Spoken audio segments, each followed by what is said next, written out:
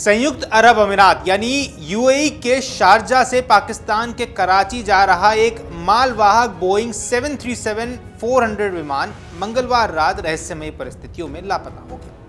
उड़ान के दौरान विमान का पाकिस्तान के हवाई यातायात नियंत्रण यानी कि एटीसी से संपर्क अचानक टूट गया, जिसके बाद पाकिस्तान एयरपोर्ट अथॉरिटी यानी कि पीएए और अन्य एजेंसियों ने तत्काल बड़े स्तर पर खोज एवं बचाव अभियान शुरू कर दिया। अब प्रारंभिक जानकारी की माने तो विमान में 5 चालक दल के सदस्य सवार थे। अधिकारियों के मुताबिक विमान के पायलट ने संपर्क टूटने से कुछ मिनट पहले नेविगेशन सिस्टम में तकनीकी खराबी की सूचना दी थी, जिसके बाद एयर ट्रैफिक कंट्रोल ने विमान को सुरक्षित दिशा निर्देश देने और संपर्क बनाए रखने की कोशिश की, लेकिन कुछ ही मिनटों बाद विमान रेडार से गायब हो गया। अब उड़ान से जुड़ी शुरुआती आंकड़ों और फ्लाइट ट्रैकिंग डेटा से आशंका जताई जा रही है कि विमान कराची के दक्षिण पश्चिम में अरब सागर में दुर्घटनाग्रस्त हो सकता है। पाकिस्तान एयरपोर्ट अथॉरिटी के अनुसार निजी एयरलाइन K2 एयरवेज द्वारा संचालित ये मालवाहक विमान शारजा से कराची के लिए नियमित कार्गो उड़ान पर था। उड़ान सामान्य रूप से जारी थी, लेकिन पाकिस्तान के हवाई क्षेत्र में प्रवेश करने के बाद पायलट ने लगभग 9:18 पर यानी जो पाकिस्तानी मानक समय है उसके एयर ट्रैफिक कंट्रोल को संदेश भेजकर विमान के नेविगेशन सिस्टम में तकनीकी खराबी की जानकारी दी। अब नेविगेशन सिस्टम किसी भी विमान की सुरक्षित उड़ान के लिए बेहद महत्वपूर्ण माना जाता है। इसी प्रणाली की मदद से पायलट अपनी स्थिति, दिशा, ऊंचाई और गंतव्य तक पहुंचने के मार्गों की जानकारी प्राप्त करते हैं। ऐसे में सिस्टम में खराबी आने पर विमान को सुरक्षित रूप से संचालित करना चुनौतीपूर्ण हो सकता है। एटीसी को जैसे ही तकनीकी खराबी की सूचना मिली, नियंत्रकों ने पायलट को वैकल्पिक दिशा निर्देश देने और रेडियो संपर्क बनाए रखने का प्रयास शुरू कर दिया। हालांकि स्थिति यहां तेजी से बिगड़ती चली गई। अब आपको बताते हैं आखिर 3 मिनट बाद रेडार से कहां गायब हुआ विमान। पाकिस्तानी एयरपोर्ट अथॉरिटी के अधिकारियों ने यह बताया है कि पायलट द्वारा खराबी की सूचना देने के लगभग 3 मिनट बाद रेडार स्क्रीन पर विमान की उड़ान के आसपास असामान्य बदलाव दिखाई देने लगे। अब विमान की ऊंचाई तेजी से घटने लगी और कुछ ही क्षणों बाद उसका रेडार संपर्क पूरी तरह समाप्त हो गया। अधिकारियों की माने तो जब विमान से अंतिम संपर्क हुआ उस समय वह कराची से लगभग 155 समुद्री मील यानी करीब 287 किलोमीटर पश्चिम में मौजूद था। यह क्षेत्र अरब सागर के ऊपर पड़ता है, जहां समुद्री खोज अभियान चलाना चुनौतीपूर्ण माना जाता है। अब संपर्क टूटते ही एयर ट्रैफिक कंट्रोल ने आपातकालीन प्रक्रियाएं लागू कर दी और संबंधित एजेंसियों को सूचना देकर तत्काल खोज अभियान को शुरू भी करवा दिया गया। अब विमान के लापता होने की पुष्टि के बाद पाकिस्तानी एयरपोर्ट अथॉरिटी ने समुद्री क्षेत्रों में व्यापक खोज एवं बचाव अभियान शुरू करने की घोषणा तो कर दी है। इस अभियान में विभिन्न सरकारी एजेंसियों के साथ साथ समुद्री सुरक्षा बलों और संबंधित आपातकालीन सेवाओं को भी शामिल किया गया है। अब यहाँ अधिकारियों का कहना है कि विमान के अंतिम ज्ञात स्थान के आधार पर संभवित दुर्घटना स्थल की पहचान करने का प्रयास किया जा रहा है। समुद्र में विमान का मलबा, लाइफ राफ्ट या अन्य अवशेष तलाशने के लिए समन्वित अभियान भी चलाए जा रहे हैं। चूंकि विमान समुद्र के ऊपर लापता हुआ, इसलिए खोज अभियान मौसम, समुद्री धाराओं और दृश्यता जैसी परिस्थितियों पर भी निर्भर करेगा। विशेषज्ञ मानते हैं कि अगर ब्लैक बॉक्स और फ्लाइट डेटा रिकॉर्डर मिल जाते हैं तो दुर्घटना के वास्तविक कारणों का पता लगाने में काफी मदद मिल सकती है। अब फ्लाइट ट्रैकिंग सेवा फ्लाइट रेडार 24 ने भी इस घटना को लेकर शुरुआती उड़ान डेटा साझा की है।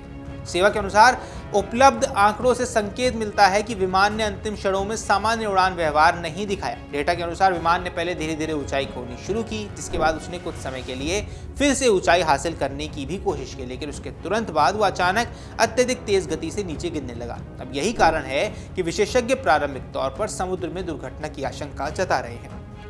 इस वेबसाइट यानी फ्लाइट रेडार 24 का कहना है कि अंतिम उपलब्ध ट्रैकिंग डेटा से यही संकेत मिलता है कि विमान कराची के दक्षिण पश्चिम में समुद्र के ऊपर किसी गंभीर तकनीकी या नियंत्रण संबंधी समस्या का सामना कर रहा था। अब स्थानीय मीडिया रिपोर्ट्स के अनुसार विमान बलूचिस्तान प्रांत के ओरमारा क्षेत्र के निकट अरब सागर के ऊपर उड़ रहा था जब उससे संपर्क टूट गया। आंकड़ों में सबसे चिंताजनक तथ्य विमान की अंतिम ऊंचाई और गिरावट की गति रही है, क्योंकि उपलब्ध डेटा की माने तो विमान का आखिरी रिकॉर्ड समुद्री तल से लगभग 1100 फीट की ऊंचाई पर दर्ज हुआ है। इसके साथ ही विमान की ऊर्ध्वाधर गिरावट यानी जिस तरीके से वो नीचे गिर रहा था वो -22,400 फीट प्रति मिनट नजर आई है। विमानन विशेषज्ञों के अनुसार ये सामान्य परिस्थितियों की तुलना में अत्यंत असामान्य और बेहद खतरनाक स्थिति मानी जाती है। इतनी तेज गिरावट आमतौर पर गंभीर तकनीकी खराबी, नियंत्रण खोने या किसी अन्य आपात स्थिति का संकेत हो सकती है। हालांकि केवल फ्लाइट ट्रैकिंग डेटा के आधार पर दुर्घटना के कारणों की पुष्टि नहीं की जा सकती। अंतिम निष्कर्ष जांच पूरी होने के बाद और ब्लैक बॉक्स के विश्लेषण के बाद ही सामने आ पाएगा।